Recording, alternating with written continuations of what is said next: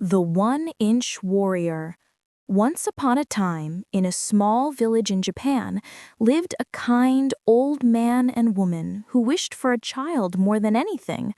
"Oh, how we would love a child," they would say, "even one as small as a thumb."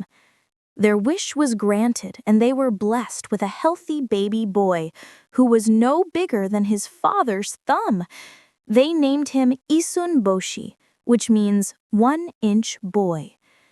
Isun-boshi was small, but his heart was full of courage. He was clever and helpful, but he dreamed of a bigger life. One day, he announced to his parents, "I am going to the capital city to become a samurai." His parents were worried, but they saw the brave spark in his eyes. For his journey, his mother and father gave him a sewing needle for a sword, a soup bowl for a boat, and a single chopstick to use as an oar. Waving goodbye, Isun-boshi set sail down the river, his tiny boat bobbing on the gentle waves towards the great city. After many days, he arrived at the capital city. The city was a whirlwind of sights and sounds. Isun-boshi made his way to the grandest house of all, which belonged to a wealthy lord. He stood by the gate and shouted with all his might, "I am here to serve you." The lord was so amused and impressed by the tiny boy's big voice and brave spirit that he welcomed him in. He made Isun-boshi a companion for his lovely daughter, Princess Hana.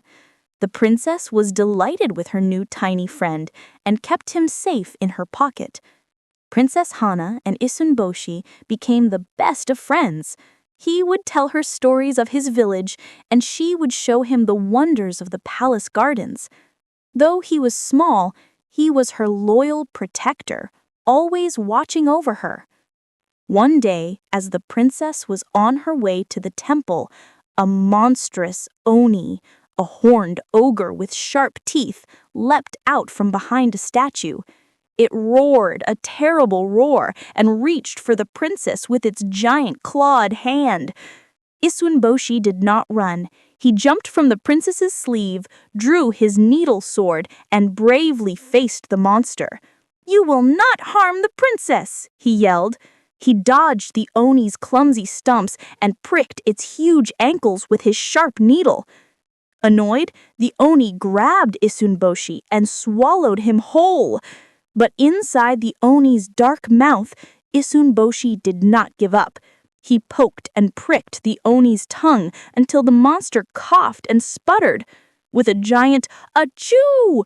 the Oni spat Isun-boshi out and ran away in pain, dropping a small, magical hammer. Princess Hana rushed to Isun-boshi's side. "You saved me!" she cried, picking up the magic hammer. "I have a wish," she said, holding it tightly.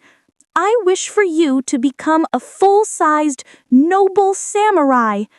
In a flash of light, Isun-boshi grew into a handsome young man. He became a real samurai, and he and Princess Hana were married and lived happily ever after.